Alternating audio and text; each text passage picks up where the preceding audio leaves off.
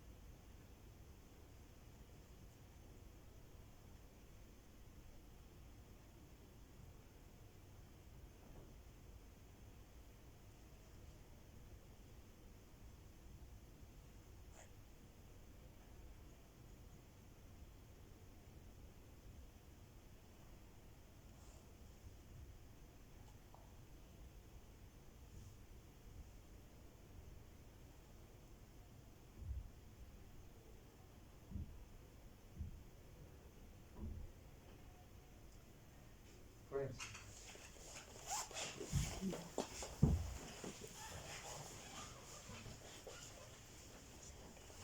la sesión pública de hoy trata de resolver un tema, consecuencias ginecológicas de la obesidad, tema sobre el que tratará el académico numerario de esta Real Academia, el ilustrísimo señor don Rafael Comino Delgado.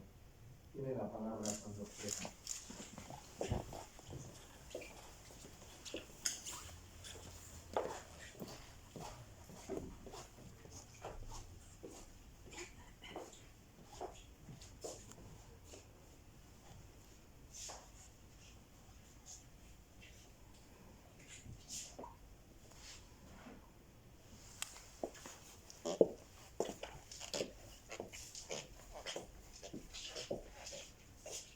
Excelentísimo señor presidente, excelentísimas e ilustrísimas autoridades, ilustrísimos señores académicos, señoras y señores, buenas tardes y muchas gracias por haber venido, por estar aquí.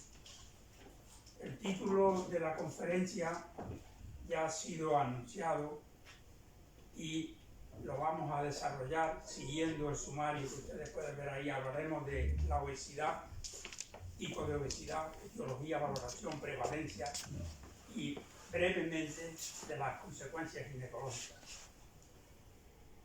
La obesidad es una enfermedad inflamatoria crónica, pues se ha demostrado que en la circulación de aquellas personas que tienen sobrepeso o son obesas hay un aumento de factores de la inflamación. Y también se ha demostrado que en el tejido graso, en el tejido adiposo de estas personas hay un intenso infiltrado de macrófagos. Y cuando estas personas adelgazan, ambos desaparecen, el infiltrado de macrófagos y los factores de la inflamación.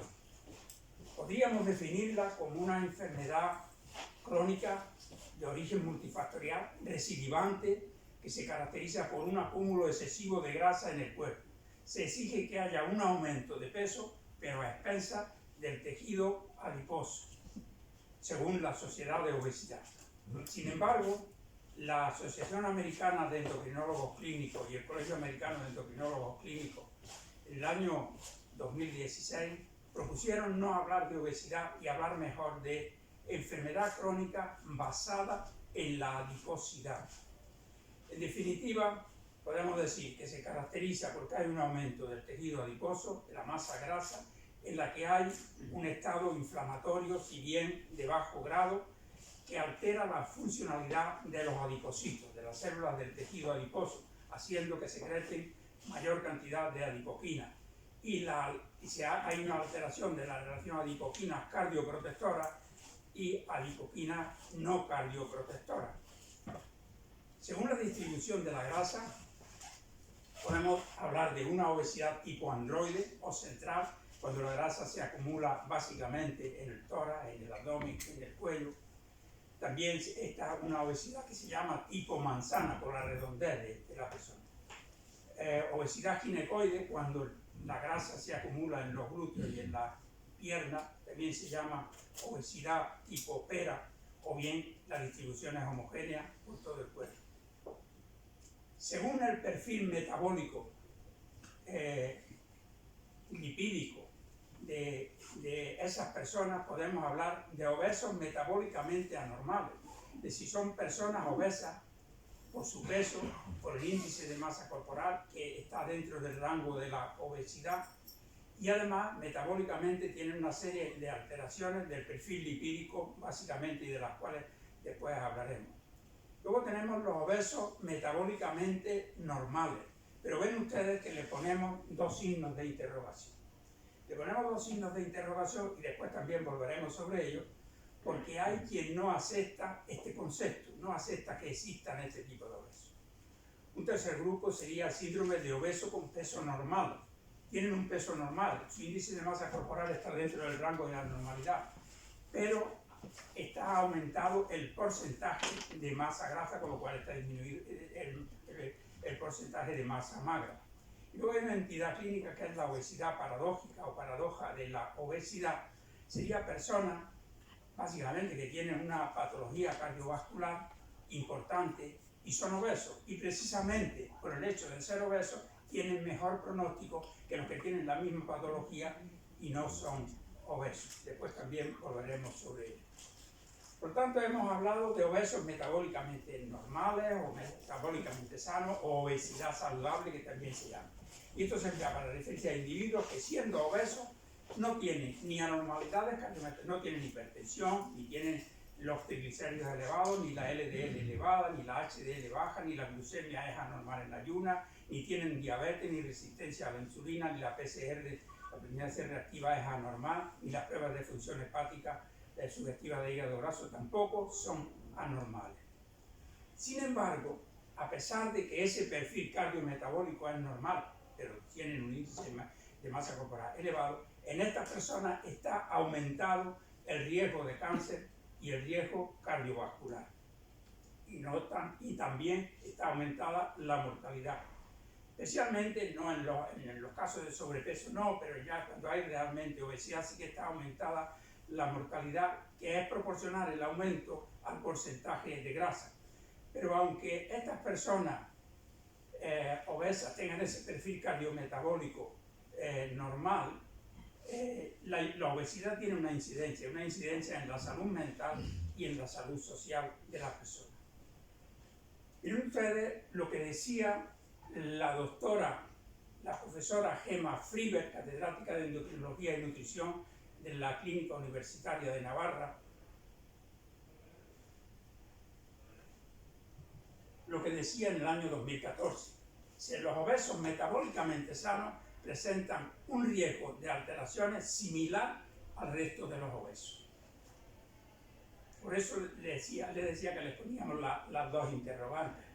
La Sociedad Española para el Estudio de la Obesidad en 2016 dice: no existe ninguna obesidad saludable. El doctor González Clavijo de la Universidad de Bogotá decía en el año 2018: no hay obesidad metabólicamente sana, solo es cuestión de tiempo. Es decir, que si tenemos una persona que es obesa por el peso y le hacemos una analítica y vemos que no tiene alterado ninguno de estos parámetros que hemos dicho antes, ni tiene hipertensión, es cuestión de tiempo, le va a aparecer, tarde o temprano le va a aparecer. Por lo tanto, no podemos hablar de una obesidad realmente, una obesidad saludable o una obesidad metabólicamente sana.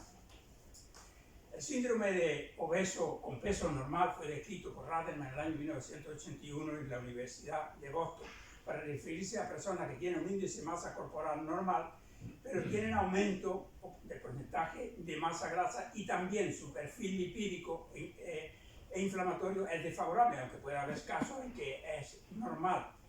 ¿Y cuál sería la masa grasa normal? Bueno, pues en mujeres menos de 35, algunos lo ponen menos de 35, otros menos de 32 o 31, y los hombres menos de 25 porcentaje de masa grasa, según la Asociación Americana de Endocrinólogos Clínicos.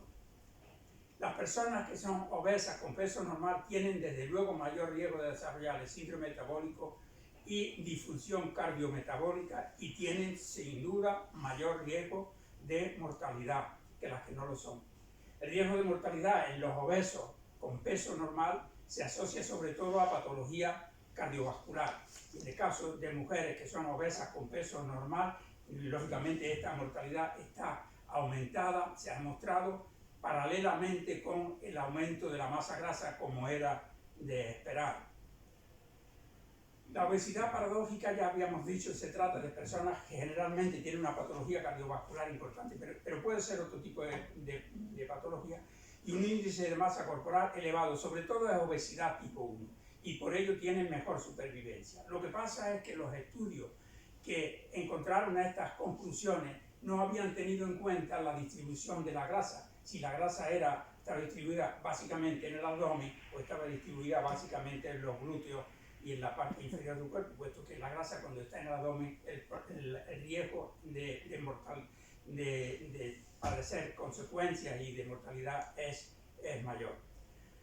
Aunque la obesidad paradójica, como les decía, sobre todo es con patología cardíaca importante, también se da en patología pulmonar importante, patología renal grave y también en casos de infección por el virus de la inmunodeficiencia. Ahora bien, cuando el índice de masa corporal ya es muy alto, se trata de una obesidad tipo 2, una obesidad tipo 3, obesidad mórbida, ahí ya no existe la llamada obesidad paradójica. Bueno, ¿y por qué? Nos preguntamos por qué se produce esto, por qué, si estamos diciendo que la obesidad conlleva muchas consecuencias patológicas y conlleva más mortalidad, ¿por qué estas personas que siendo más obesas tienen mejor pronóstico? Pues se habla de teorías, ¿no? En primer lugar tenemos la llamada causalidad reversa. Pacientes más delgados probablemente es que están más enfermos, o la incapacidad del índice de masa corporal para diferenciar, no sabemos si estamos hablando de más grasa o más masa muscular. Y además otra teoría sería que el tejido adiposo sería una fuente, una reserva de energía, porque estas personas, si están muy enfermas, probablemente no se van a alimentar bien. Y aquí tenemos pues los fenotipos de los distintos obesos. Obesos con peso normal, porcentaje de grasa aumentado, metabólicamente normales, o pueden ser metabólicamente anormales. Luego tenemos los obesos por índice de masa corporal metabólicamente saludables, que ya hemos dicho que hay quien no admite ese concepto, que no se va a dar, que aparecerá con el tiempo. Las alteraciones del perfil cardiometabólico, obesos por índice de masa corporal y metabólicamente no saludables. Luego, a los que tienen peso normal, que son metabólicamente saludables y el porcentaje de grasa es normal, se le llama peso normal delgado, para diferenciarlos de los obesos con peso normal. Aquí tenemos los distintos tipos y abajo tenemos una clasificación de la obesidad de Edmonton, la clasificación de Edmonton en la Universidad de Alberta, según que se asocia a distintos tipos de patología, distintos tipos de funcionalidad. Hay varios estadios. Estadio 0 no se asocia con factores de riesgo, no hay otra patología y la funcionalidad es normal. Estadio 1 ya hay factores de riesgo, como por ejemplo prediabetes o enfermedad de hígado graso no alcohólico, y tiene ya una limitación leve de su funcionalidad. El estadio 3, enfermedades, ya hay diabetes tipo 2, hipertensión o apnea de sueño y una limitación de su funcionalidad más marcada. En el tipo 3 hay enfermedad, por ejemplo, puede haber tenido ya un infarto o un accidente cerebrovascular y el deterioro de su funcionalidad es mayor, y luego ya enfermedad totalmente incapacitante y la funcionalidad también muy alterada, muy disminuida.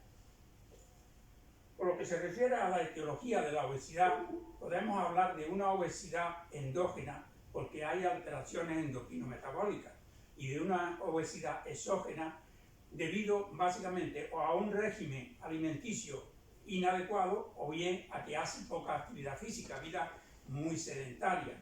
Las dos grandes causas, por eso el de Big Two, ¿no? Pero luego tenemos el eje intestino-cerebro, que está regulado por el microbioma intestinal. La Sociedad Española para el Estudio de la Obesidad, cuando habla de etiología de la obesidad, tiene en cuenta todos estos factores que ustedes ven ahí y que, bueno, nos hemos referido, de alguna forma nos vamos a referir a ellos, y tiene en cuenta también los llamados disruptores endocrinos, sustancias que actuarían a nivel del receptor haciendo que la hormona tuviera una función diferente a la que debería de tener. Pero resumidamente podemos decir en la teología de la obesidad que existen unos factores que actúan ya intraútero, condicionando el que la persona después sea obesa, unos factores que actúan en la infancia y en la adolescencia, y unos factores que actúan en la vida adulta, en las mujeres y en los hombres, porque pueden ser diferentes los factores de uno y de otra.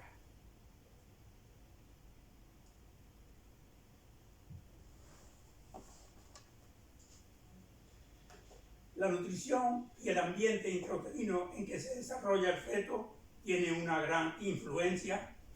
Por eso, por ejemplo, las mujeres que ganan mucho peso durante el embarazo suelen tener hijos de mayor peso al nacer y tienen más riesgo después de ser obesos. Las mujeres diabéticas sabemos que tienen fetos o recién nacidos de macrosoma, de gran peso, lo que llamamos gigantes con pies de barro, porque pesan mucho, suelen ser macrosomas, pero eso no quiere decir que sean muy saludables. Los hijos de madres que fumaron durante el embarazo luego tienen más riesgo de ser de adultos obesos.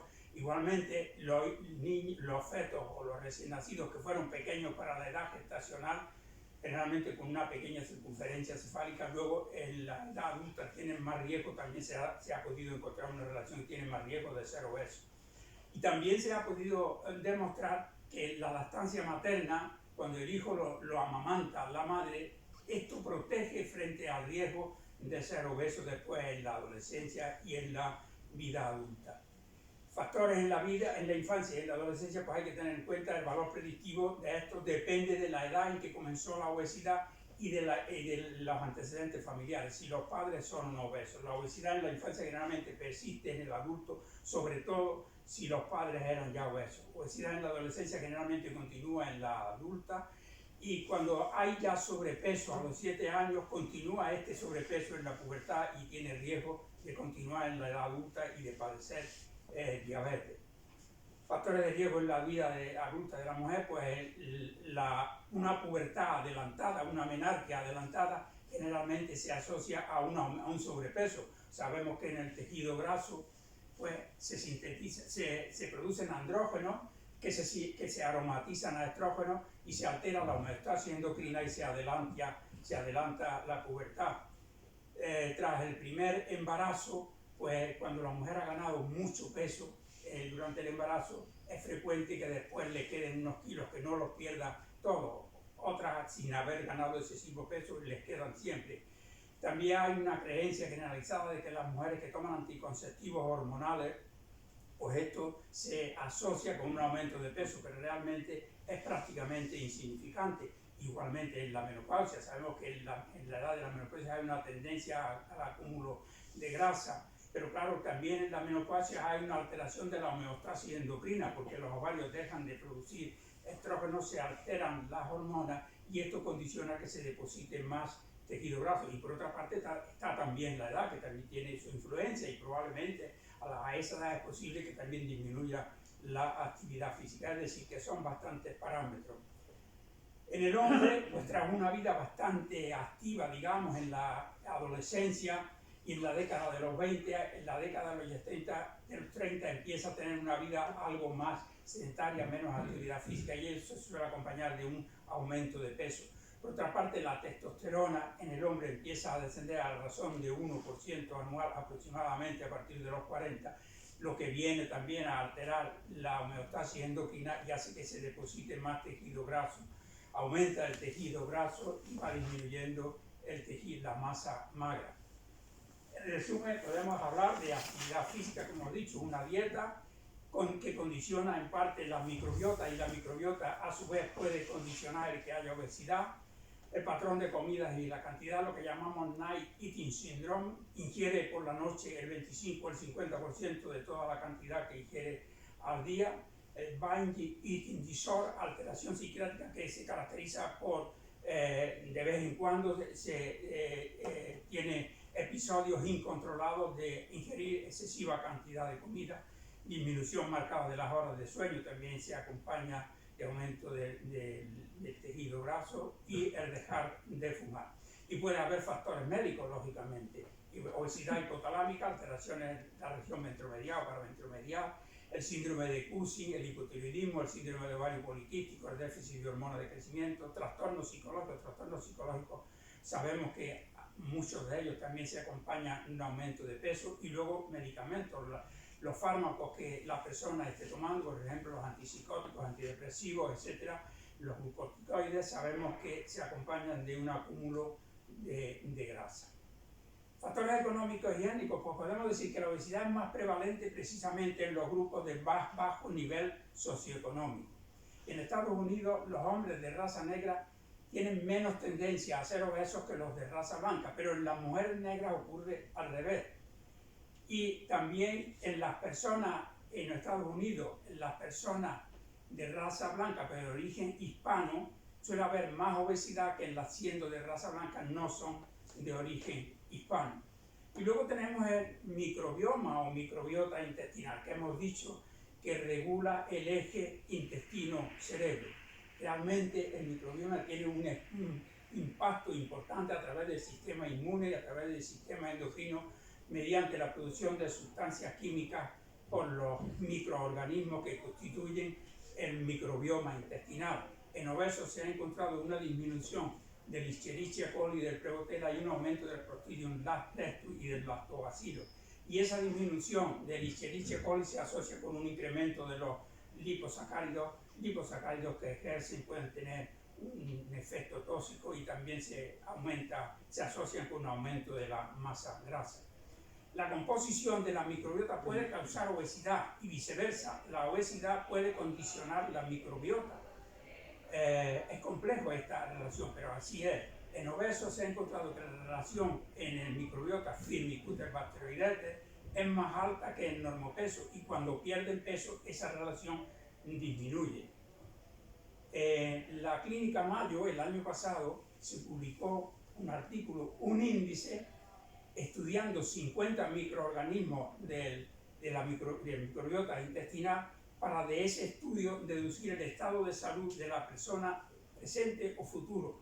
Y se encontró que había una buena relación con el estado de salud, de una relación del 74% prácticamente. Se podía predecir si la persona estaba saludable o no, o en el futuro cercano lo iba a ser. Y aquí viene otra pregunta: ¿por qué mecanismo la microbiota puede causar obesidad? El doctor Tinaone de Málaga hizo una revisión en el 2017 y daba varias teorías, pero que no pasan de ser hipótesis. Aumento de las bacterias que degradan los polisacáridos, que sería una fuente más de energía, generando metabolitos activos como ácido graso de cadena corta, que están implicados en el metabolismo hidrocarbonado y lipídico, incrementando el sistema endocannabinoide que regula el apetito, disminuyendo la expresión génica intestinal del factor adiposo inducido por el ayuno. Es decir, distintas teorías, pero ya digo, son teorías, pero se cree que la microbiota puede condicionar el que haya obesidad o no la haya.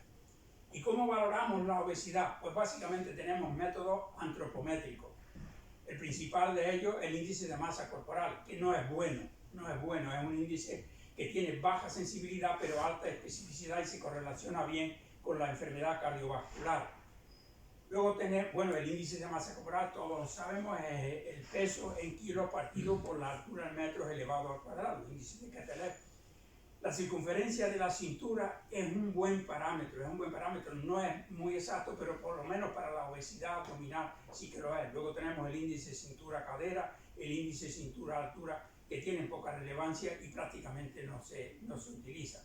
Aquí tenemos el índice de masa corporal, sabemos que bajo peso sería menos de 18,5, luego tenemos sobrepeso hasta 29,9 y a partir de 30 ya obesidad clase 1, clase 2 y clase 3.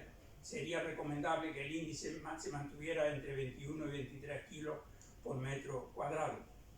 Sin embargo, el profesor José Enrique Campillo, catedrático de Fisiología y Bioquímica, jubilado ya de la Universidad de Extremadura y amigo, yo coincidí con él en la Universidad de Granada, y que ha dedicado gran parte de su vida precisamente al estudio de la nutrición y de la obesidad, y tiene varios libros publicados, dice que a partir de los 70 años, 65 o 70 años, se puede permitir un índice de masa corporal superior a 25, 26, 27, ahí ven ustedes las cifras a partir de los 65, en la mujer hasta 26, 28, en el hombre 24, 29. Sin embargo, yo les tengo que decir que estoy coordinando una menoguía, o digamos un documento de consenso para la Asociación Española para el Estudio de la Menopausia, en el que participa la doctora Gemma Friber, que antes he citado de la Universidad de Navarra, el profesor Salvador, también catedrático en Endocrinología y Nutrición de la Universidad de Navarra, la profesora Clotilde Vázquez, catedrática de Endocrinología y Nutrición de Madrid, en la Clínica Jiménez Díaz, y varios catedráticos más de ginecología, y yo planteé este tema en una reunión que tuvimos. Les planteé si estaban de acuerdo en que a partir de los 70 años, 65 70, se puede permitir un índice de masa corporal algo más elevado. Y nuestro gozo en un pozo, porque prácticamente fue unánime la contestación. Me dijeron sí, se puede permitir, siempre que el aumento del índice de masa corporal sea a expensas de la masa muscular. Pero como a los 70 años la masa muscular no va a aumentar, generalmente aumenta la masa grasa. Y por lo tanto, si no es a expensas de la masa muscular, no se debe de permitir ni a los 60, ni a los 70, ni a los 80 un índice de masa corporal. Según ellos, fue unánime la respuesta. No se debe permitir un índice de masa corporal de 25 o más, porque eso ya sería sobrepeso o obesidad. Y la circunferencia de la cintura, que sí le hemos dado más cierto valor, especialmente para la obesidad abdominal, en hombres, según distintas sociedades, como ustedes ven ahí, la Organización Mundial de la Salud, en hombres, más de 40 años sería hasta 102, si son asiáticos menos, porque la etnia, especialmente en la India, la distribución de la grasa es diferente, y en mujeres de más de 35 años normal hasta 88, y también en mujeres de India sería menos, ¿no?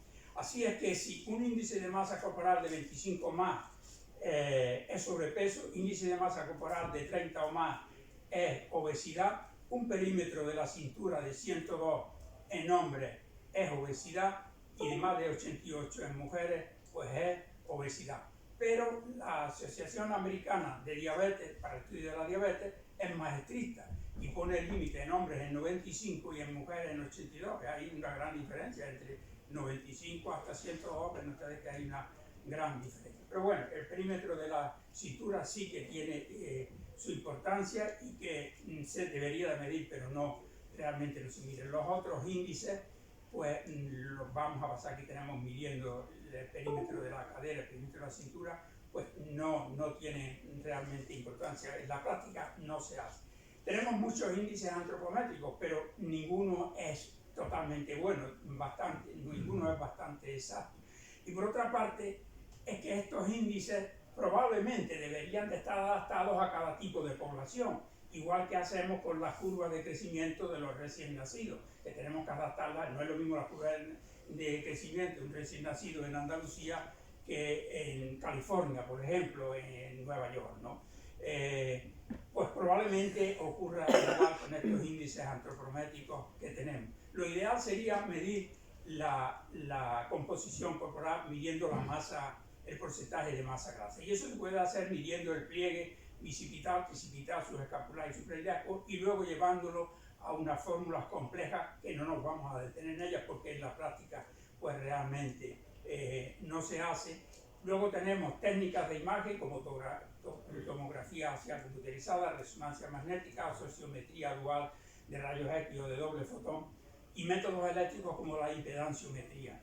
Generalmente los aparatos que ustedes ven en la farmacia, esos que le echa uno un euro y te dice el peso, la talla, la masa corporal, la tensión y todo, funcionan con impedanciometría. Y generalmente también los endocrinólogos creo que tienen en su consulta un aparato que utiliza también la impedanciometría, es decir, una corriente eléctrica que pasa por el cuerpo y encuentra resistencia diferente según sea el tejido por el que atraviesa. Y luego tenemos técnicas físicas como la densitometría, técnicas de dilución y técnicas biológicas como la captación de gases inertes liposolubles.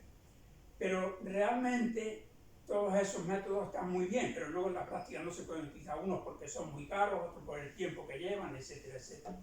La profesora Friberg y su grupo en Navarra, en Pamplona, publicaron una fórmula compleja en el año 2012 para calcular el porcentaje de masa grasa y llegaron a la conclusión de que el 29,5% de sujetos con un índice de masa corporal normal, el índice de masa corporal nos había dicho que era normal, y el 95, prácticamente el 96% de los que estaban etiquetados por el índice de masa corporal como sobrepeso, realmente ya presentaban un contenido de grasa dentro del rango de la obesidad, según esta fórmula que ellos encontraron.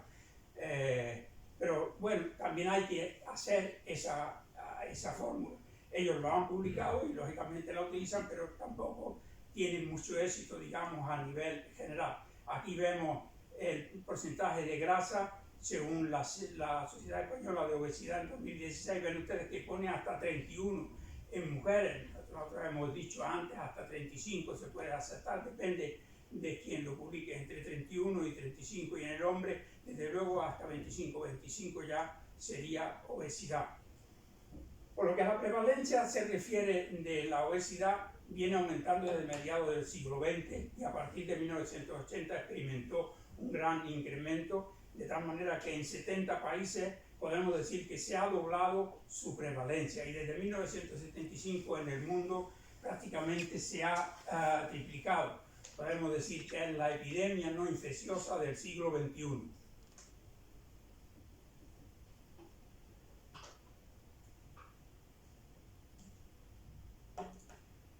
Diremos algunos datos, no demasiado, pero en 2016 el 39% de adultos, y cuando hablo de adultos me refiero a mayores de 18 años, tenían sobrepeso y el 13% ya eran obesos en el mundo. Esto equivalía a unos 1.900 millones de personas adultas con exceso de peso, de las cuales 650 millones ya eran obesas y 108 millones de niños ya eran obesos. Y el 10% de los niños en el mundo en 2019 se cree que ya eran obesos. Y datos de la ONU del año 2015, desde 2014 a 2030 se ha previsto que la obesidad va a aumentar un 3% cada año. Este estudio hecho en la Universidad de San Diego del año 2014 son mujeres obesas, mujeres con índice de masa corporal ya de 30 o más. En ese tiempo, en Estados Unidos fue el primer lugar con un 35,5% y México segundo lugar, pero yo creo que ya se han invertido los términos, ya está México por delante. En la OCDE el 17% eran obesas y en España estaba prácticamente en la media, y en el último lugar está China y la India. Y este estudio de 2011, pero que ha hecho en España personas de 65 años o más, pues ven ustedes que en mujeres el 43% ya tenían sobrepeso y el 41% obesidad, y en hombres el 58,7% sobrepeso y el 26,5% ya tenían obesidad. Esto es un metaanálisis publicado por el NAE en el año 2018 en la Revista Española de Cardiología, un metaanálisis muy amplio que concluía que entre 1987 y 2014 la obesidad aumentó 0,50% al año en varones y 0,25% al año en mujeres. Que en 2016 ya había, en España nos referimos, claro, 23,5 millones de casos con exceso de peso, con un sobrecoste médico de la sanidad directo de casi 2.000 millones de euros. Pero para el 2030 se estima que habrá 3.100.000 nuevos casos de exceso de peso y con un sobrecoste de 3.000 millones de euros para la sanidad. En resumen, y datos del último año, en España el 53,6% de los españoles tenemos exceso de peso, de los cuales 22% ya son obesos y 31,6% tienen sobrepeso, según datos de reciente publicación. ¿Y dónde son más obesos en España, dentro de las regiones de España? Pues los más obesos están aquí en Andalucía, en Galicia y en Asturias, y los menos obesos en el País Vasco, Cataluña y Baleares. Ahí podemos ver que hay prácticamente 10 puntos de diferencia. Y hay quien piensa que las cifras que que actualmente da la Organización Mundial de la Salud, da la ONU, infravaloran el problema de la obesidad. Es decir, dan cifras que no son reales, sino probablemente sean mayores. Y además dicen también que se están tomando medidas para limitar el crecimiento de este problema de sobrepeso y obesidad, y naturalmente al limitar el crecimiento, limitar sus consecuencias. Pero también son pesimistas en el sentido de que dicen que esas medidas no van a dar el fruto que se espera, ni mucho menos. Nosotros conocemos las consecuencias o parte de las consecuencias de la obesidad ya desde el año 2000, desde hace 2000 años se conocían muchas de ellas. Pero miren ustedes lo que decía Avicena en el siglo XI. La obesidad severa restringe los movimientos y maniobras del cuerpo. Los conductos de la respiración se obstruyen y no pasa bien el aire. Estos pacientes tienen riesgo de muerte súbita elevado. Son vulnerables a sufrir accidentes cerebral, hemiplegia, palpitaciones, diarrea, mareos. Los hombres son infértiles y producen poco semen, y las mujeres no se quedan embarazadas, y si lo hacen abortan, y su líbido es pobre. Y va encaminado ciertamente a Avicena ya en ese tiempo. Miren ustedes, el sobrepeso y la obesidad incrementan significativamente el riesgo de contraer y favorecer el desarrollo de más de 230 enfermedades y discapacidades. Entre ellas aquí tenemos muchas que todos las asociamos: diabetes, cardiovasculares, hipertensión, dislipemia, la apnea de sueño, piedras en la vesícula, síndrome ovario poliquístico, hígado graso, osteoartritis, por supuesto el cáncer, patología psiquiátrica, etc. Y podemos decir ya que la obesidad, el problema del sobrepeso y la obesidad, ha quitado el número 1 al tabaco como causante de enfermedades y discapacidades prevenibles. De tal manera que una persona que es obesa a los 40 años ya tiene una expectativa de vida disminuida en 7 años. Diversos estudios, hablando de las consecuencias, hay diversos estudios bastantes que encuentran una asociación clara, bastante evidente, entre la obesidad y el cáncer de endometrio, de riñón, de estómago, de colon, de recto, de vías biliares, de páncreas, de mama, de esófago, de ovario, el ovario menos, de mieloma múltiple, de carcinoma hepatocelular y de meningioma. Fíjense ustedes lo que decía la doctora Ruth Vera, presidente que era de la Sociedad Española de Oncología Médica en el 2018. 9 de cada 10 personas ignoran que beber o fumar aumenta el riesgo de cáncer. Bien. Pero 15 de cada 20 no saben, en España nos referimos, que la obesidad está asociada a varios tipos de tumores. Como hemos visto, se asocia a una serie de cánceres. Ahí en la parte de arriba tenemos 2 metaanálisis muy amplios, el primero con más de 30 millones de personas, en las que se demuestra que la obesidad se asocia, el aumento de peso se asocia a todas las causas de mortalidad, y el segundo con más de 10 millones de personas, el metaanálisis, igualmente a medida que aumenta el índice de masa corporal, aumenta la mortalidad. La mortalidad más baja se suele encontrar cuando el índice de masa corporal está entre 22,5 y 25. Y se estima que un aumento en 5 puntos en el índice de masa corporal supone un 30% de aumento en el riesgo de mortalidad. En definitiva, y resumiendo, podemos decir que cada año mueren en el mundo 4,5 millones de personas debido al exceso de peso, según cifras de la ONU. Y en España mueren por esa causa al año más de 130.000 personas. ¿Qué otras consecuencias tiene la obesidad? Pues las consecuencias de la obesidad inciden prácticamente sobre todo el organismo, como ustedes pueden ver ahí. Tenemos causas obstétricas. Aquí un miembro del servicio del Hospital de Puerto Real que yo dirigía habló en esta Real Academia precisamente sobre las consecuencias obstétricas de la obesidad y otras muchas complicaciones. Nosotros vamos a hablar brevemente, como les dije, de las consecuencias específicamente ginecológicas. Ya dijimos que la pubarquia y la telarquia y la menarquia se adelantan cuando existe obesidad, la menarquia precoz. En la vida adulta son muy frecuentes los trastornos menstruales, sobre todo la amenorrea, falta de menstruación 3 meses o más, o la oligomenorrea, el hiperandrogenismo, el hirsutismo, el síndrome de ovario poliquístico, la hiperinsulinemia, la resistencia a la insulina, el diabetes mellitus, los miomas. El mioma es un tumor benigno ginecológico de la matriz que se asocia con la obesidad porque es estrógeno dependiente, y en la mujer obesa pues está aumentados los estrógenos sintetizados en el tejido adiposo. También los cánceres, especialmente el cáncer de endometrio y el cáncer de mama. Hay dos tipos de cáncer de mama y cáncer de endometrio. Un tipo que es el endometrio, el endometrioide, relacionado con las cifras de estrógeno, y el que no lo está, sobre todo ese que representa el 80% de ellos, aumenta. Igualmente en los cánceres de mama, el sector de estrógeno positivo. Por lo que se refiere a la fertilidad,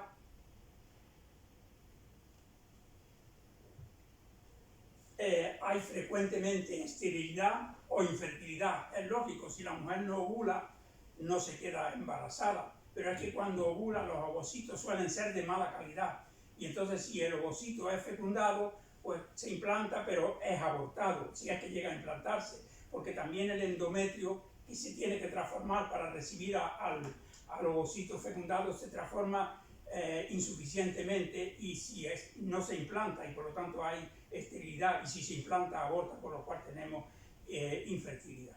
Y desde luego, cuando estas mujeres obesas se someten a tratamientos de reproducción asistida, se necesitan unos tratamientos más intensos, mayor coste, mayor cantidad de gonadotrofinas, hipofisarias y coriónicas que se utilizan en estos tratamientos.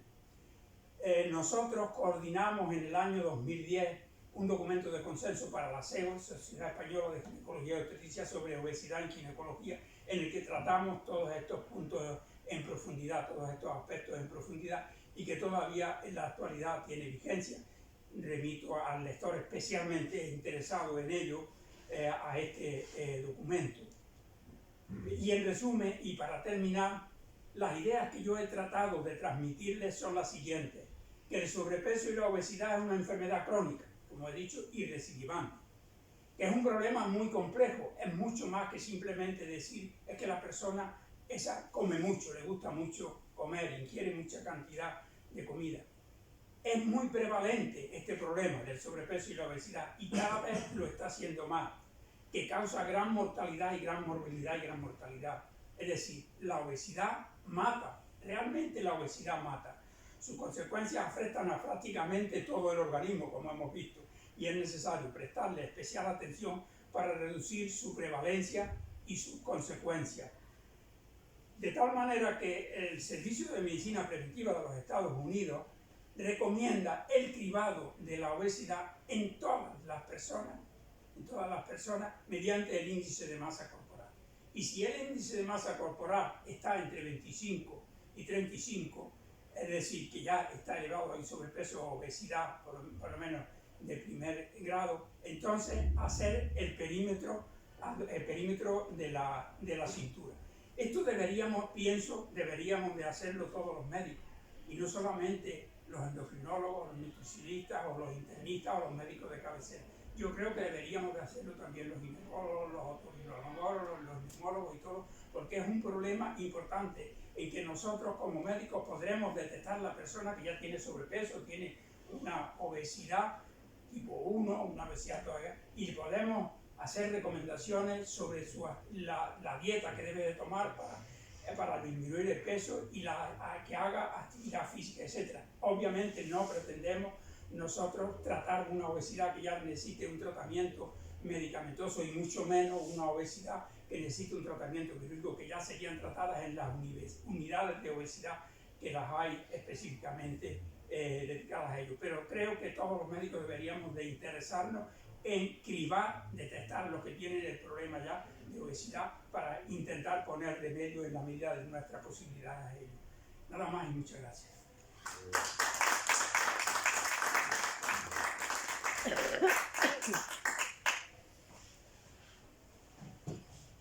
Nos acompaña el doctor Comino, por favor. Muchas gracias. Abrimos, si les parece, un coloquio al respecto del tema tratado hoy, obesidad.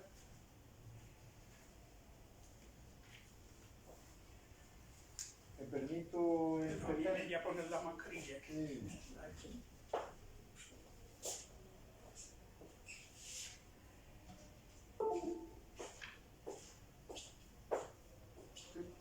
acuerdo con usted en todo lo que ha comentado, pero hay un aspecto que no se ha comentado y que es uno de los aspectos que a mí me lleva preocupando bastante tiempo.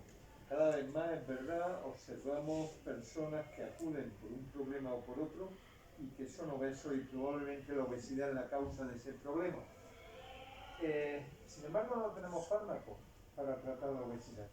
Solo tenemos dieta, ejercicio y últimamente, bueno, pues si acaso los análogos de GLP-1, la semaglutida, etcétera, etcétera. No tenemos más. Sin embargo, enfermedades bastante menos frecuentes, como puede ser el lupus, o la artritis reumatoide, o pueden tener 30, 40 fármacos eficaces. Uno de los graves problemas, creo yo, pero es una opinión personal, es ¿por qué no se ha investigado más en el tratamiento farmacológico de la obesidad? Posiblemente porque la consideramos lo mismo que otra serie de patologías para las cuales tampoco tenemos tratamiento, como puede ser el alcohol, o como puede ser el tabaco, o como puede ser la cocaína, o como puede ser cualquiera de esos, porque la hemos considerado, incluyendo los médicos que se dedican a la investigación de enfermedades, una patología del vicio. Y la patología del vicio no se investiga. El vicio, deje usted de hacerlo, deje usted de comer. No creo que sea tan fácil. Y vamos, me imagino que nadie tiene, lo que he dicho ha sido una simple opinión, no intento. Pero sí que es verdad que no hay fármaco. Salvo si acaso, pues ya digo, la semaglutida, la linagliptina, los análogos de GLP-1. No hay ninguno más. Bien, a este respecto, efectivamente, se ha considerado una cosa, vamos, yo me pongo el primero, yo en la puerta del quirófano, en más de una y en más de 3 ocasiones, he estado allí, he ido a lavarme para operar a una mujer que había visto que pesaba 120 kilos, o que estaba allí cuando yo llegaba al quirófano, y le he dicho, señora, a usted le gusta mucho comer. Muchas me han dicho, pues no crea usted, no como tanto. Y yo les contestaba, pero mire usted, esos son, pues, han entrado por aquí, esos son calorías que han entrado por aquí. Pues no como mucho. Alguna me decía, pues mire usted, es verdad, me gusta mucho comer. Entonces hemos pensado que estaba relacionado simplemente con la cantidad que se ingiere. Pero yo cuando nosotros empezamos en el servicio de Puerto Real a interesarnos en el problema del sobrepeso y la obesidad y su relación, sobre todo con la obstetricia y también con la ginecología, sobre todo con la obstetricia, se han hecho varias tesis. Pues ya no le volveré nunca a decir a una mujer, señora, a usted le gusta mucho comer, porque ya acabamos de ver que la microbiota puede condicionar el hecho de que haya obesidad. Simplemente, ¿no? Y es muchísimo más complejo el problema. Pero no le hemos dado la importancia. Tal vez una de las motivaciones que a mí me ha hecho traer hoy aquí esta conferencia ha sido esa conciencia, el que los médicos en general tomemos conciencia del problema tan importante que es y que hay que atajarlo, tenemos que resolverlo, que no es un problema simple, de que come mucho, no, es un problema más complejo. Claro, para tener fármacos adecuados, pues habrá que seguir investigando. Pero lo primero, concienciarnos todos, porque nosotros, bueno, en ginecología, cuando yo estaba ahí, yo creo que tampoco no se le hacía el índice de masa corporal, o está gordita o no está gordita, no se le hacía. Yo no sé en las demás especialidades, ¿no? Pero no se les hace y deberíamos de hacerlo todos, porque un médico sí puede decirle, mire usted, vamos a ver, usted qué es lo que come habitualmente, pues mire usted, tome usted esto, no coma muchas grasas animales, no coma esto, no coma lo otro. Eso lo puede, cualquier médico de cualquier especialidad lo puede hacer. Y haga usted ejercicio, tiene una vida un poco más activa. Especialmente en las mujeres, me refiero sobre todo cuando llega la época de la menopausia, que vamos mucha menopausia y que empiezan a aumentar de peso. Pero no se hace eso, no se hace. Viene la mujer, a lo mejor tiene un índice de masa corporal de 28, 29, o 31, o 32, que tengo sofocos y entonces nos centramos en los sofocos, nos centramos en estas cosas, pero no nos pensamos en lo otro. Y me imagino que otras especialidades hacen lo mismo, se centran en el problema que le trae, pero no piensan en el problema del sobrepeso y la obesidad. que podríamos todos los médicos ayudar bastante en este problema si nos concienciamos.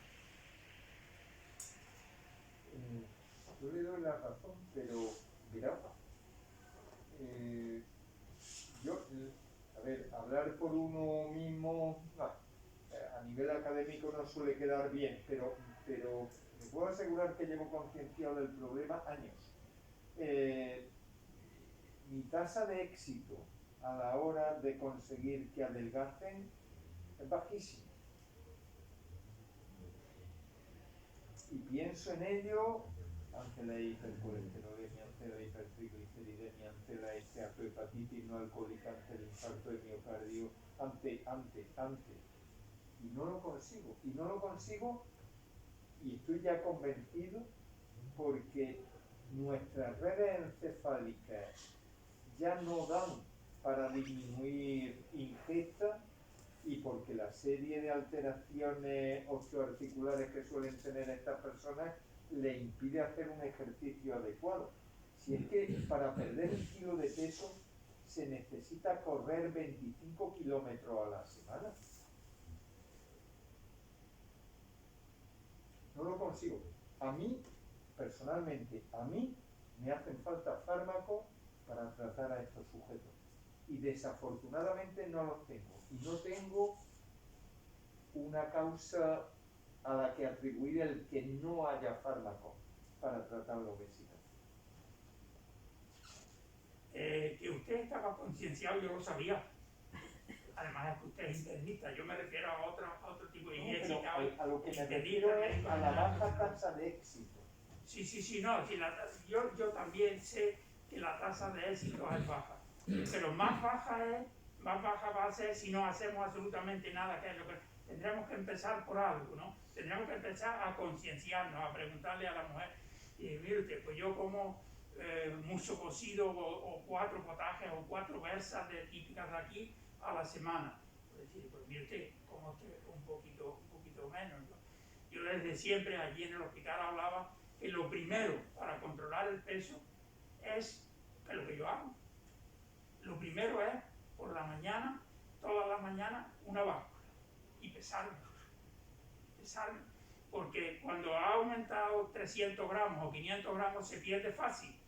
Pero cuando ya te encuentras, cuando te pesas, que resulta que lo que has aumentado y no te habías dado cuenta ha sido 8 kilos, 7 kilos, pues te has visto que ya aquí te has tenido que cambiar. Pues entonces ya perder 8 kilos cuesta más. Pero perder 300 gramos o medio kilo piensa, porque esa mañana me peso y si pues en el desayuno voy a empezar a reducirme ya. Y así es como he logrado a lo largo de bastantes años mantenerme dentro de lo adecuado. Muchas gracias. Es evidente que la obesidad no tiene un buen enfoque en la medicina actual, ni en la práctica ni en la parte académica. En la parte práctica, porque yo como cirujano ortopédico, para mí es muy importante el prevenir y el enterrar muchas patologías degenerativas articulares. Y muchas veces amenazamos a nuestros pacientes de que no le vamos a operar hasta que no adelgace. Y la sanidad pública no le da solución a estos pacientes, porque después de varios meses, de varias visitas y de varios tratamientos, siguen, como nos dice el señor presidente, la tasa de éxito es muy baja. Quizás el enfoque muy particular de buscar algún fármaco que controle esta obesidad pueda que se quede corto en este caso, porque si hablamos de adicciones, aquí hay un aspecto que es el psicológico y que la medicina pública, indudablemente la hermana pobre de la medicina, es el tratamiento psicológico, la psicoterapia. Está claro que por aquí no vamos a dar una solución a la población, no se mejora el concepto de cómo participa la mente en todas estas afectaciones y en la obesidad. Y en la parte académica, me ha gustado mucho su charla, tengo que felicitarle porque me ha entretenido, he estado atento durante toda la charla y comenzó con algo que yo defiendo mucho, de que el índice de masa corporal no es un factor definitorio de la obesidad o que nos diga o nos defina qué persona es la obesa y cuál no. De hecho, he estado en tribunales de tesis, vamos, de trabajo de fin de grado, provenientes de servicios de servicios de endocrinología y he puesto sobre la mesa pues que el trabajo metodológicamente podría ser muy correcto, pero tenía una base errónea, como era el contemplar el índice de masa corporal como para definir quién era obeso o no. Pero es que al final, cuando termina la charla, me dice que el servicio de medicina preventiva, el primer elemento que pone en juicio para hacer el screening es otra vez el índice de masa corporal. Es que el índice de masa corporal es muy erróneo. Porque una persona con 1,75 con 95 kilos no tiene una masa muscular tremenda y no es obeso.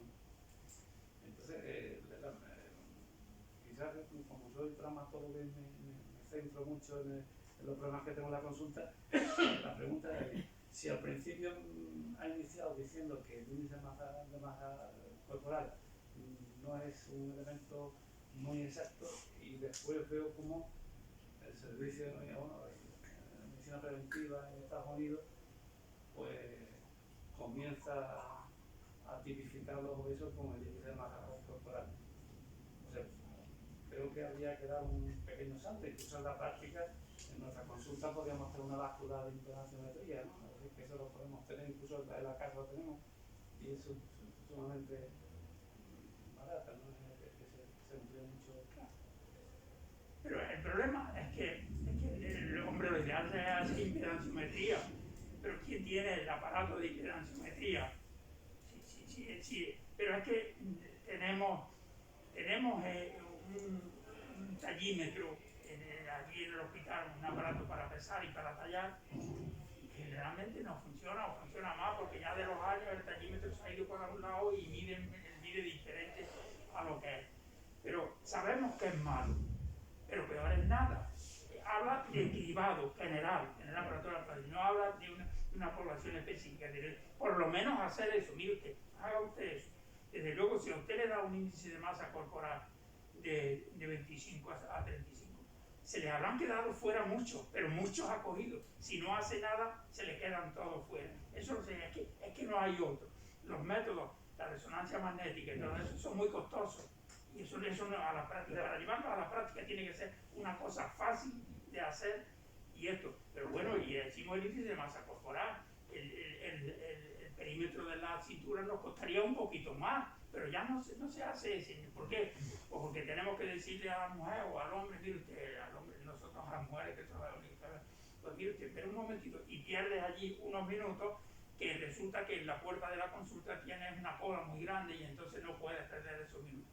Pero por lo menos hacer algo, lo que yo quiero transmitir es por lo menos hacer algo. Escribémoslo con esto, porque si no, ni siquiera hacemos esto, ¿qué vamos a pedir? Hacer una resonancia, por lo menos una impedanciometría, o pedirle al gerente que nos ponga en la consulta el aparatito de impedancia. El gerente dirá que no en principio, y cuando uno le ha dado la lata todo el año. Con impedanciometría pues son asequibles, por 100 euros podemos tener una báscula con datos impedanciométricos, igual no muy riguroso para un estudio científico, pero sí para una idea mucho más exacta o más aproximada que el índice de masa corporal.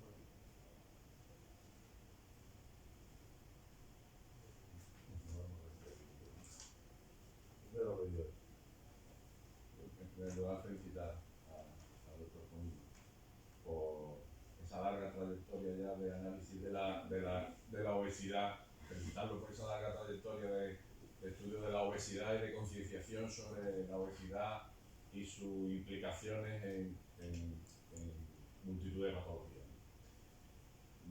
Contestándole también al doctor Sueiro, yo creo que se utiliza el índice de masa corporal por lo fácil, por lo sencillo, porque si tú quieres hacer un screening masivo a miles de personas, pues debes de empezar por una prueba sencilla como esa.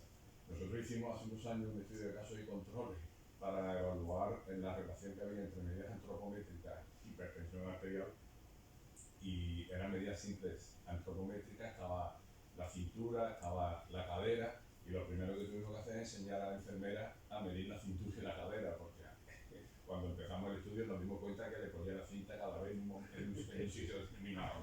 Es decir, que incluso pruebas muy sencillas requieren un entrenamiento previo y una calibración de los aparatos, porque si no, en realidad no estamos haciendo nada. Pero bueno, no me quiero desviar de la pregunta. Lo que yo quería decir es que está muy bien que los médicos clínicos hagan ese tipo de intervención dentro de la consulta, pero la tasa de éxito, como dice el doctor Girón, es baja y seguirá siendo baja, porque la obesidad es un problema en donde intervienen variables sociales, variables psicológicas, variables culturales y variables biológicas, por supuesto, que dificulta ese entramado, dificulta mucho la intervención. Pero yo no quería dejar escapar que una intervención que podemos hacer es en los niños. Es decir, hemos visto los millones de niños que van a ser obesos, o que, bueno, pues ahí yo creo que es donde debemos actuar fundamentalmente. Quizás haya que salir de los hospitales, haya que ir a las escuelas y haya que concienciar a los padres y haya que concienciar a los profesores que hay que hacer ese tipo de prevención desde el colegio y desde la infancia. Lo que hay que enseñar a los niños es a comer, a los niños a hacer ejercicio, etc. Es decir, yo creo que ahí es donde encontraremos un mayor impacto para que un número no tan grande de niños, no vamos a ver evidentemente reduciendo todo, no un número tan grande de niños terminen siendo obesos con las patologías que hemos visto asociadas. Yo creo que ahí hay un trabajo importante que hacer, un trabajo importante que hacer en las escuelas, un trabajo importante que hacer con los padres. Pero claro, cuando también una persona ya de 60 años, obesa, no va a poder, como decía Víctor Girón, ponerla a correr, y luego hacer intervenciones para cambiar los hábitos alimenticios son complicadas, complejas, y eso no se puede hacer en los 5 minutos de una consulta del internista, del ginecólogo. Bueno, yo veo que la idea que yo tenía de suscitar interés ha tenido, va germinando. Claro, pues veo que eso es lo que yo pretendía. Claro, el índice de masa corporal, porque es lo más fácil que tenemos, y además para una gran población hagamos eso, pero ni siquiera eso se hace. Por lo menos empecemos por hacer algo. Yo no he hablado de nada de tratamiento. Además, yo como ginecólogo, yo no pretendería poner un tratamiento médico a nadie para que disminuyera peso. Me limitaría a dar unos hábitos de vida, me limitaría a dar una dieta que quite esto de la dieta y ponga lo demás allá y más. Pero si veo que eso no es suficiente, inmediatamente la mandaría al especialista en endocrinología y nutrición con toda seguridad. Pero mi idea ha sido suscitar este interés en ello, y además es muy acertado lo que dice el profesor Almenara, de que empecemos en los colegios, porque me dicen mucho que encuentran ya niños que tienen el perfil lipídico muy alterado, que eso era impensable hace bastantes años. Y al contrario de lo que pasaba en décadas pasadas, ahora hay un desequilibrio social, son las clases sociales más desfavorecidas donde ha aumentado mucho más el tema del sobrepeso, ¿no? Claro, Por la comida fácil. En el estatus socioeconómico claro, más bajo es donde más existe sobrepeso y obesidad. Luego también me tengo que sumar a las felicitaciones, porque cada vez que lo escucho, pues el elenco de explicaciones, etcétera, yo me resisto un poco, teniendo en cuenta que también es verdad que yo no tengo pacientes obesos, ya dejaron de ser pacientes, ¿no? Pero la etiología cultural pesa mucho. Aunque tengamos la microbiota, ahora se prevé que cada español vamos a coger navidades entre 2 y 5 kilos. Me ha llamado mucho la atención el mapa. Galicia, porque la vaca gallega es estupenda, y después si encima le damos al buen Godello Ribeiro con los mariscos, pues estupendo. Andalucía, bueno, pues aquí nos gustan mucho los fritos, ¿para qué vamos a hablar? Aparte de la dieta mediterránea que no todo el mundo la puede pagar, sobre todo el pescado. Entonces, pues lo que decíamos el profesor Luis y yo, que no nos había cuadrado mucho lo del País Vasco, sí, que estaba en un 17%, digo, pues no lo sé, no sé si cómo lo habrán hecho, pero nos llamaba un poquito la atención, ¿no? Entonces, el tema tema cultural que pesa mucho. Y por supuesto, lo que ha dicho, me ha recordado mi juez decano en mis tiempos mozos, que tuvo un problema, una gente que era alcohólico, y me dice, no, no, claro, tú eres médico, a ti es una enfermedad, es un vicio. Es un vicio. Cambiarle a alguien un hábito es muchísimo peor que decirle que toma una al desayuno, otra al almuerzo y otra a la cena. Que también tiene lo suyo. Yo no iba por ahí.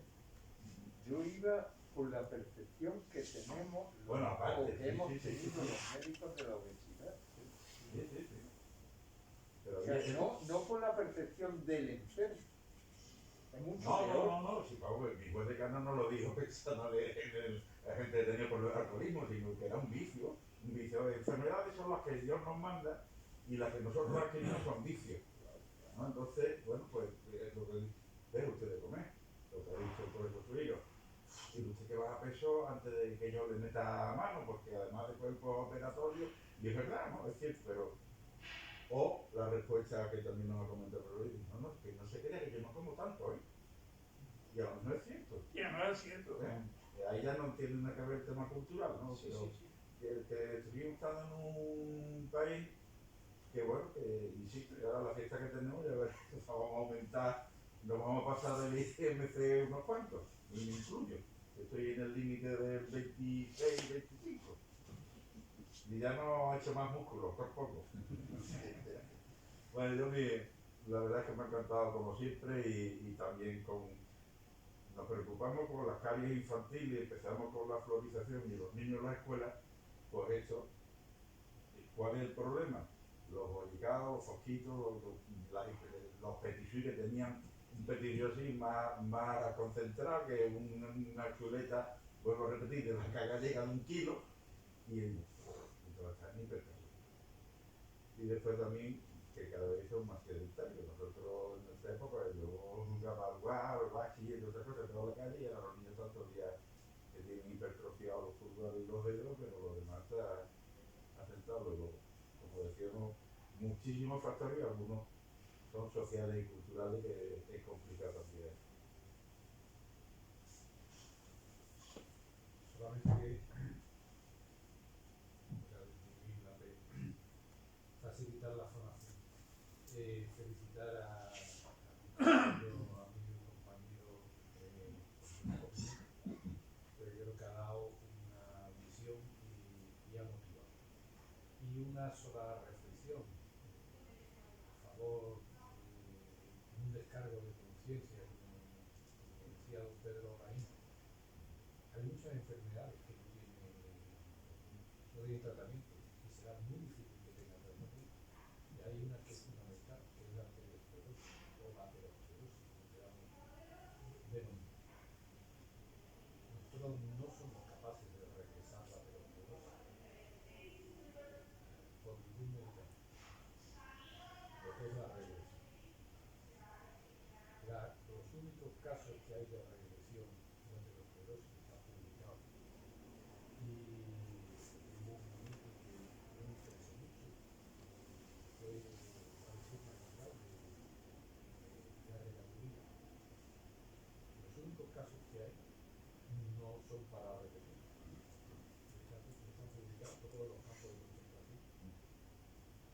Pero ya le podemos dar hipocontinuantes, le podemos dar estatinas, pero actuar sobre las placas de regresión de la aterosclerosis y sobre los inicios de la aterosclerosis que serán todos los que hemos hecho autopsia de niños que aparecen entre las grasas, por ejemplo, que son los precursores, pero que posteriormente van a ser faltantes. De que por lo tanto esto sea un poco de descargo de conciencia de que no tenemos a hacer nada. Y eso está, evidentemente, se correlaciona también con la obesidad, sin duda, se correlaciona. Pero también hay personas que no son absolutamente nada obesas y tienen una aterosclerosis. ¿Y qué hacen? Ponerle CBT en el futuro, una prótesis de aorta, cualquier cosa, pero cosas que son completamente mecánicas. Entonces esto es una reflexión de que no tenemos muchas cosas. Lo que ha dicho el doctor Ricardo de la razón, lo escribió Popper en el año 50 y tanto. A un enfermo se le puede dar un supositorio, una cosa especial, se le puede poner enema, se le puede poner inyección generaciones pues no se pueden cambiar los hábitos. Eso es lo más difícil de cambiar. Pero bueno, que es simplemente una percepción neurológica. Hay cosas que desgraciadamente no tienen solución. Y no nos olvidemos de un aforismo que quizás ya no se nos enseñamos, no lo hemos enseñado a nuestros estudiantes, que era cuando nosotros estudiamos, decía aquello de curar algunas veces, dañar nunca y consolar siempre. Yo creo que de hacernos ahora a nuestro o a los médicos, los especialistas del doctor Razo, qué significa esto, si lo conocen, y yo creo que el 100% diría, el 90%.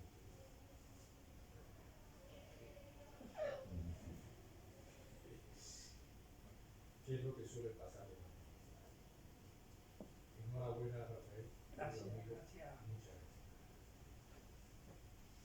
Bueno, yo evidentemente, en primer lugar, pues como no podía ser de otra manera, felicitarle porque pues, su trayectoria siempre como conferenciante siempre es muy brillante, como hemos tenido la ocasión de constatar aquí en esta noche.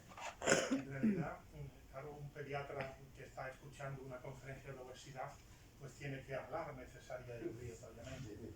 Entonces pues algunos temas ya pues lo has abordado en ese sentido. Es decir, hay unas edades, en primer término, que la obesidad es un problema de salud pública, en pediatría tiene una relevancia extraordinaria, la prevalencia es enorme, las cifras que se han puesto aquí en adultos, el sobrepeso y obesidad es algo inferior, 30 y 20 aproximadamente. Se han hecho algunos estudios ya en los últimos 20 años y hay uno más reciente que parece ser que se ha conseguido disminuir quizás sin significación estadística, porque realmente el abordaje con los padres para disminuir, para tener una eficacia, estoy de acuerdo con nuestro presidente que los resultados son muy pobres, y más en centros de salud en el que se dedica muy poco tiempo. Hay que ampliar el número de visitas, hay que hacer incluso tratamiento, socioterapia grupal, etcétera, intervenir con los padres al mismo tiempo, porque en la unidad familiar, etcétera. Y todo esto nosotros hemos trabajado, todos los servicios de pediatría de España, yo creo que tienen sus departamentos de endocrinología infantil, han trabajado, no sé, nosotros tenemos serie amplia de obesidad y bueno, pues desde la identificación en la íntima de la carótida o de la aorta en niños de 12 y de 15 años con obesidad, se pueden detectar y revierten. Qué sé yo, todo el tema de la hipertensión arterial de los niños obesos, ahí sube la tensión arterial y al bajarle el peso se normaliza la tensión arterial. El síndrome metabólico, es decir, que es un tema importante también los niños. Entonces hay una edad que dice, el niño que tiene de 5 a 7 años obeso será un obeso de adulto. Especialmente parece ser, quiero recordar que es en esa edad, ¿no? Claro, yo no sé, yo me imagino que esto es muy difícil de hacer evidenciar esto científicamente, es decir, bueno, se reduce con una intervención la obesidad en los niños de 5 a 10 años que potencialmente van a ser obesos en adultos. Se ha demostrado eso en adultos, yo me imagino que, no sé, eso es muy difícil. Es muy difícil, porque hay otras variables. Que si es obeso a 7 años tiene más probabilidades, pero no seguro que ese estudio es imposible. Claro. Y esta es la realidad del tema. La pediatría está muy preocupada, yo creo que afortunadamente, yo creo que nuestros maestros en la pediatría hace 40 años nos enseñaban que el niño no era un adulto, bueno, eso sigue siendo válido, el niño no es un adulto pequeño, pero que cuidado, que el target del niño no hay que centrarlo exclusivamente en la infancia, y esto nos enseñaron nuestros maestros, ¿no? Es que esto es un niño, el niño, oiga, mire, lo que la pediatría, yo creo actualmente, y desde un punto de vista, yo creo que muy interesante y atractivo, todavía no ha encajado suficientemente este concepto, ¿no? Pero yo creo que la pediatría se tiene que plantear, es decir, la prevención de enfermedades del adulto que pueden ser prevenidas en la infancia. Y ahí estamos no solamente en la obesidad, sino que probablemente la osteoporosis, por decir una enfermedad frecuente y común en los adultos, en 4 millones de osteoporóticos que yo más o menos, bueno, pues exactamente el contenido mineral óseo, la matriz ósea, a los 21 años ya, lo que has conseguido con la calcificación de la matriz ósea a los 21 años, ya no lo vas a ver. Todo ya es involución posteriormente, o regresión de la calcificación.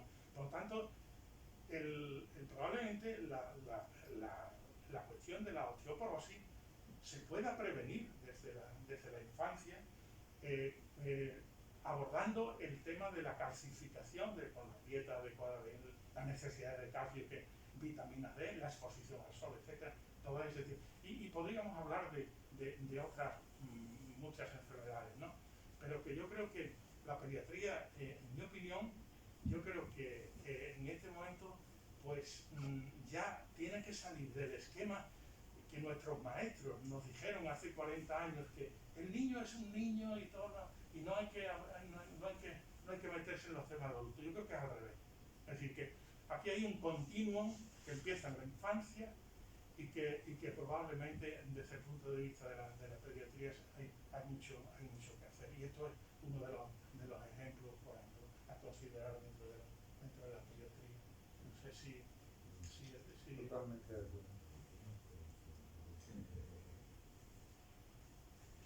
Bueno, Sí, yo estoy aquí para contestar, no para preguntar.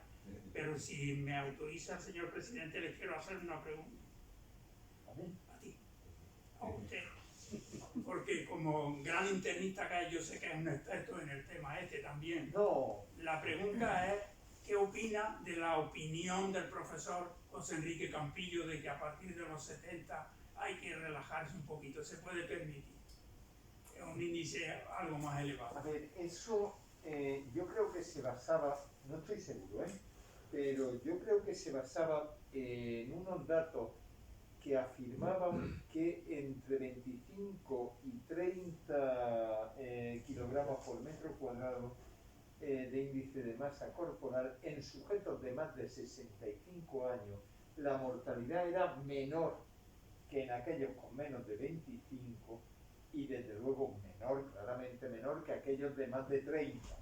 Y yo creo que va basado en eso, o sea, en un criterio fundamentalmente estadístico, analizando curvas de mortalidad de la población, más que en una base fisiopatológica. A ver, esto es como la LDL colesterol, cuanto más baja, menos aterosclerosis tiene, pero claro, llega un momento en que es tan baja que no tiene ni para fabricar cortisol. Y tampoco debe ser así. Yo me imagino porque no me he centrado, que se basa exclusivamente en los criterios estadísticos de asociación a mortalidad. Sí, se basa en eso, en esos estudios que se publicaron, pero hemos visto que la menor mortalidad está entre 22,5 y 25. Sí. Que no es aquello que se publicó de que se... Pero él me dijo que independientemente de eso que se basaba en aquello, está convencido. Él está convencido, bueno, no lo ha demostrado científicamente, ¿no? Pero dice que está convencido de que es así. Y yo, ya digo, cuando lo planteé esto, esperaba que por lo menos hubiera diversidad de opiniones, y aquello fue tajante la contestación que me dieron en las reuniones que tuvimos. Que no, que ni un gramo, ¿no? Que si es a expensas del tejido muscular, sí, pero si no, ni un gramo de gas. No sé, no puedo dar más.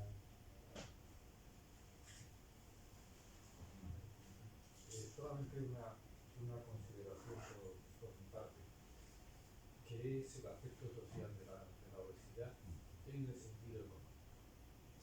Vamos a ver, yo creo que si la medicina quiere tener éxito, no debe utilizar la política económica en esto. Por ejemplo, me refiero a lo siguiente. La obesidad eleva el coste de la sanidad en tantos millones. Es un hecho, es lógico, y no voy a decir que eso no sea cierto. Pero cuando el médico está utilizando mecanismos políticos económicos, está trasladando al individuo, al obeso, un mensaje de decirle: usted me está costando mucho, usted está costando mucho al sistema. Y eso es un factor grave. Entiendo que es un factor grave. Yo creo que hay que sacar, hay que ser, el mensaje tiene que ir en positivo. Es decir, le va a aumentar usted el confort, se va a sentir mejor, va a aumentar más su perspectiva de vida, va a tener menos enfermedades invalidantes, pero el político inmediatamente, digo sin ambaje, le pone un ejemplo. Tenemos un ministro que es increíble en dar esas cosas, que es el señor Garzón. Por otra parte, un indigente intelectual fruto de una facultad económica que conozco desgraciadamente bastante. Más riendo de lo dicho, utilizo aquí la libertad de expresión. Entonces, dar ese mecanismo, dar ese mensaje, es como un boomerang contra la medicina. No es una crítica, ¿eh? Estoy admitiendo que se lleva razón y que es perfectamente lógico y que tendremos que manejarlo en algún momento.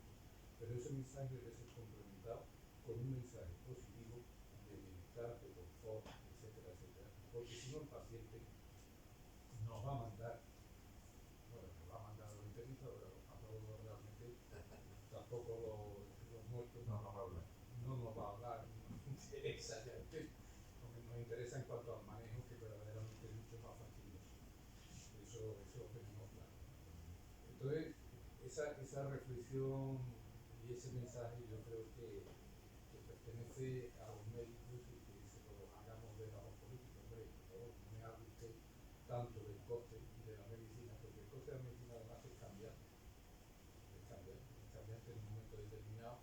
Ahora lo estamos viendo con la vacuna, cuánto nos estamos gastando en la vacuna, o cuánto nos hemos gastado en los anticoagulantes, o cuánto nos gastamos luchando contra la hepatitis C, y a lo mejor pues, dentro de un tiempo pues eso va a cambiar. Y si queremos tener una sanidad medianamente decente, pues tenemos que apechugar con el gasto. ¿Sabes? La queremos tener única. Trasladar la culpa del encarecimiento es un elemento negativo que va a repercutir en esto.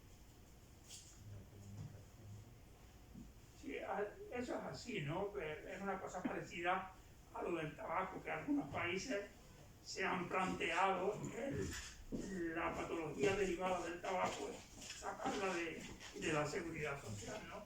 Es muy complicado eso, ¿no? Es muy complicado. Pero los criterios economicistas de los políticos están a la orden del día, eso lo sabemos todos. A mí me han dicho más de 4 médicos de familia que su jefe de área correspondiente le ha dicho: si me recetas esto y esto y esto, no te renuevo el contrato a los 6 meses porque esto es muy caro, me tienes que recetar este otro. Totalmente Diario. cierto. Yo he visto cartas de eso. Que repercute, textualmente decía que repercute en lo que es la valoración del servicio y los flujos de producción.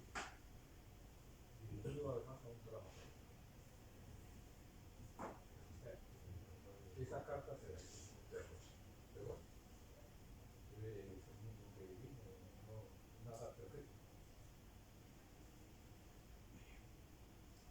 Bien.